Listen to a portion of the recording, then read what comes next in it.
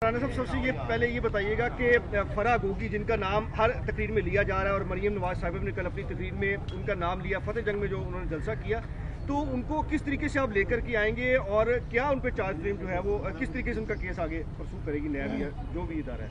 देखें, फराह गोगी क्योंकि साबिक वज़ीर आज़म इमरान खान साहब उसके वकील बने हुए हैं, उसका केस जो है वो डिफेंड कर रहे हैं और हर वक्त जो है वो उनके जहन पे फराह गोगी जो है वो छाई हुई है, तो इसलिए मेरा ख़्याल है कि उसे ज़्यादा अहमियत जो है वो मिल रही है। बाकी उसके ख़िलाफ़ इल्ज़ामात की एक सीरीज़ है और ये मालूम हो रहा है कि उस्मान बुज़दार साहब जो हैं वो एक नाम के वज़ीर आला थे और शायद उनको वज़ीर आला रखा भी इसीलिए गया था कि वो जो है वो जो हुक्म फराह गोगी के ज़रिए आता था तो उसको इम्प्लीमेंट करते थे और उसने करोड़ों अरबों रुपए जो है वो पोस्टिंग ट्रांसफ़र्स में जो है वो इकट्ठा किया। उसके बाद उसकी ट्रांजैक्शन जो हैं वो मौजूद हैं, कोई तकरीबन 1 अरब रुपए उसने बाहर भेजा है। उसके अलावा उसने जो है वो जो एमएसटी स्कीम है वो भी मालूम हो रहा है कि इमरान खान साहब ने वो एमएसटी स्कीम जो है वो भी फराह गोगी के लिए ही निकाली थी क्योंकि उससे वो काफ़ी मुस्तफ़ीद हुई हैं। तो ये इल्ज़ामात हैं, हम इनकी तरह नहीं करेंगे कि इल्ज़ामात को जो है वो एविडेंस के तौर पे पेश करें और एविडेंस को जो है वो कन्विक्शन के तौर पे पेश करें। ये इल्ज़ामात हैं, इसके ऊपर इंक्वायरी हो रही है।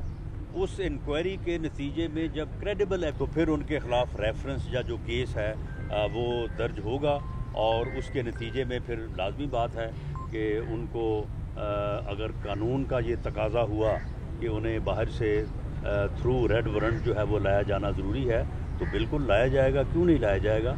लेकिन आज मैं यहाँ पे आपके सामने ये बात करनी चाहता हूँ कि मैं पिछले 2-2.5 साल से जो है वो नारकोटिक्स कोर्ट में तारीख पेशी पे आ रहा हूँ। आज भी तारीख थी, आज भी मैं मुअज़्ज़ज़ अदालत और मुअज़्ज़ज़ जज साहब के सामने हाज़िर हुआ हूँ।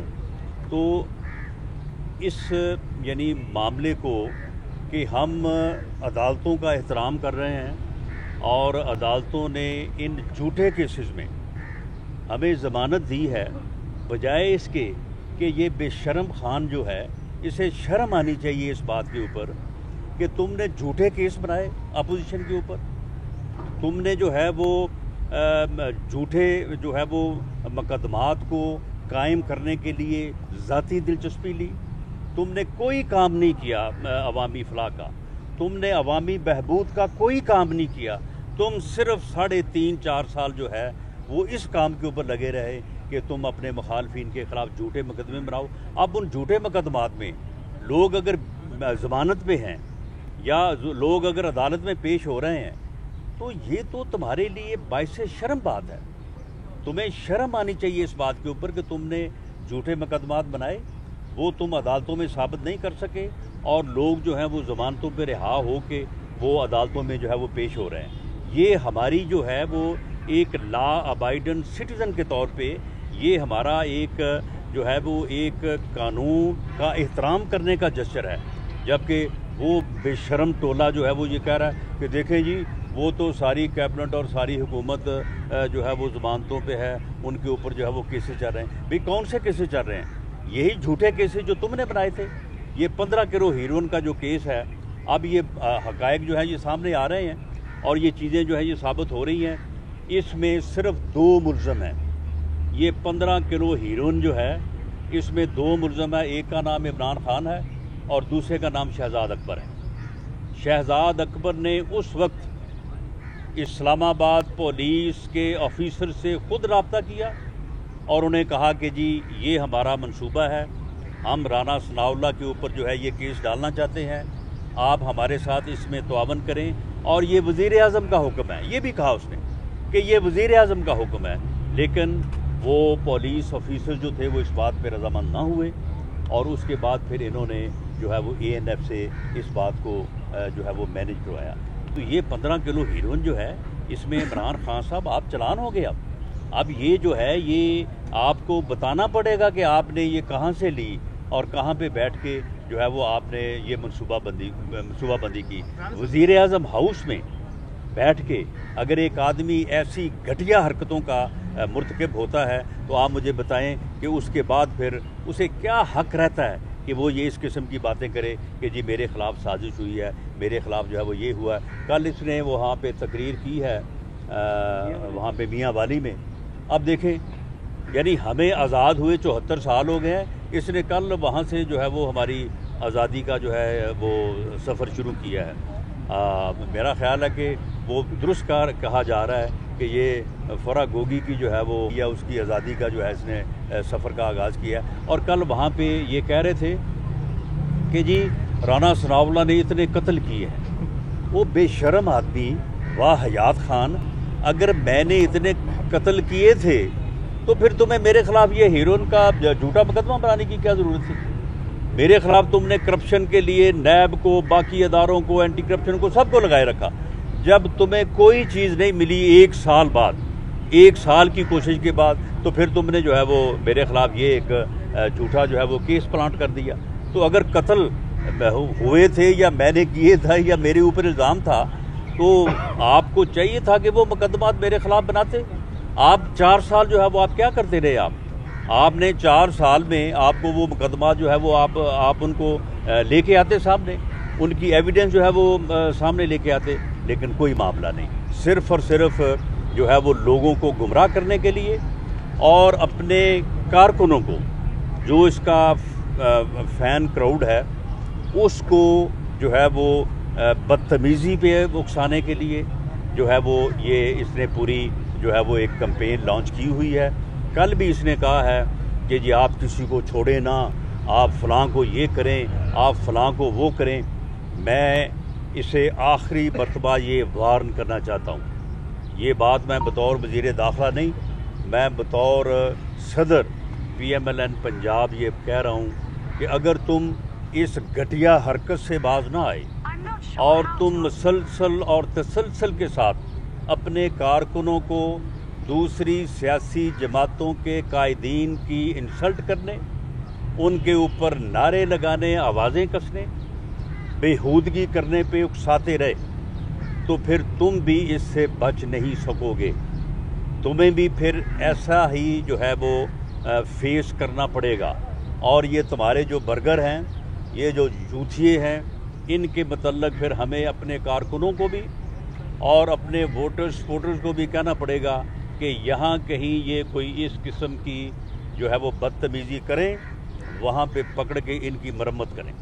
اگر آپ یہ چاہتے ہیں کہ ان کی مرمت ہو تو پھر آپ ان کو ابھارتے رہیں, ان کو جو ہے وہ للکارتے رہیں اور پھر ان سے جو ہے یہ آپ کام لیں. لیکن میں یہ آپ کو کہہ دوں کہ یہ آپ کی بھول ہے کہ آپ اس طرح سے کوئی انارکی کا, افراتفری کا ماحول پیدا کر دیں گے.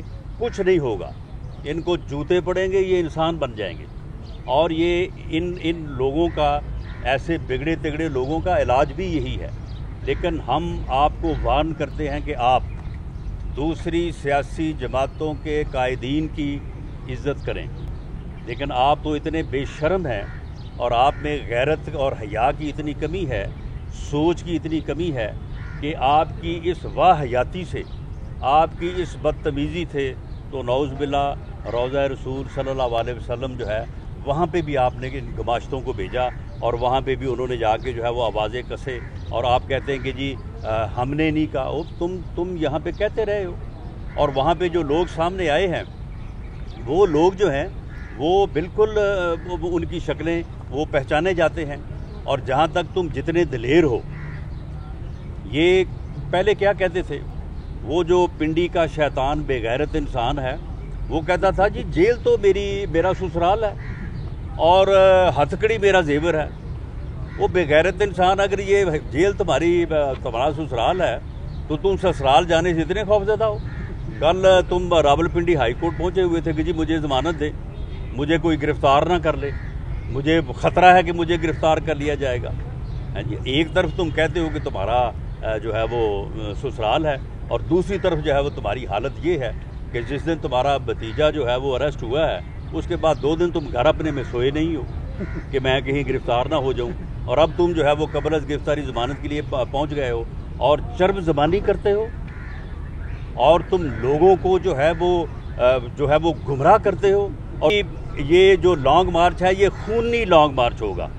میری بات سن لو، اگر تم نے یہ اپنا بیان واپس نہ لیا، اگر تم نے اپنے اس بیان کے اوپر معذرت نہ کی، اگر تم نے اس بات کی یقین دہانی حکومت بھی اور قوم کو بھی نہ کروائی کہ یہ لانگ مارچ جو ہے یہ پرامن ہوگا، یہ لانگ مارچ جو ہے ایک سیاسی ایکٹیویٹی ہوگی، یہ جمہوری لانگ مارچ ہوگا، یہ پرامن لانگ مارچ ہوگا، اگر تم نے یہ نہ کیا تو میری بات سن لو، میں تمہیں گھر سے نہیں نکلنے دوں گا.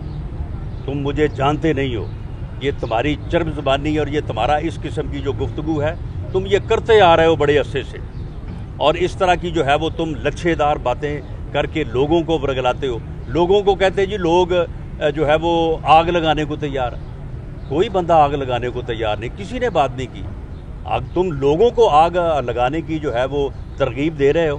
تم اپنے اس جو ہے وہ اپنا جو ہے یہ تمہارا حرام وجود، اس کو آگ لگاؤ، تم اپنے آپ کو آگ لگاؤ. اور اگر تم جو ہے وہ دوزخ سے پہلے آگ میں جلنا چاہتے ہو، وہ تو تمہارا مقدر ہے، وہاں تو تم نے جلنا ہی جلنا ہے. لیکن اگر اس سے پہلے جلنا چاہتے ہو اپنے آپ کو لگاؤ آگ. لوگوں کو کس طرح سے تم کہتے ہو کہ جی لوگ جو ہے وہ آگ لگانے کو تیار ہیں؟ اگر تم اس قسم کی جو ہے وہ انارکی اور افراتفری کی منصوبہ بندی کرو گے تو یاد رکھو میں تمہیں گھر سے نہیں نکلنے دوں گا. تم ایک قدم نہیں باہر نکل سکو گے. تمہیں کسی بات کی سن لیں تمہیں جو ہے وہ کسی بات کی جو ہے وہ بھول ہے. اور جہاں تک اس بات کا تعلق ہے کہ جو انہوں نے ایک پلاننگ کے تحت حرکت کی ہے وہاں پہ مسجد نبوی میں، اس پر میں نے ان کو یہ پہلے بھی کہا ہے کہ اس کے اوپر بڑا پریشر ہے. مذہبی طبقے جو ہیں اس کے اوپر بہت ہی سراپا احتجاج ہیں. میں نے ان کو یہ کہا ہے کہ ہم نہیں چاہتے یہ، ہم جو ہے ہم خود اس کا شکار رہے ہیں، اس لیے ہم یہ جو ہے وہ اس قسم کا معاملہ کسی کے خلاف نہیں چاہتے.